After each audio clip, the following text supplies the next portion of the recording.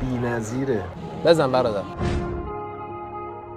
اونها رو یه جوری خدای خودشون میدونه که خیلی هم معروفه مثلا یا مقبره گاندی است. چرا باید یه خدای این شکلی داشته باشیم؟ ببینید اینا رو میپرستن. جالبی در مورد این معبد بگم که منار قطب چیزایی که من دختر شیرازی بی‌نظیره. بزن برادر.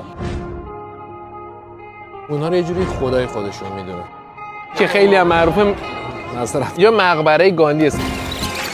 چرا باید یه خدای این شکلی داشته باشیم؟ ببینید اینا رو میپرستن.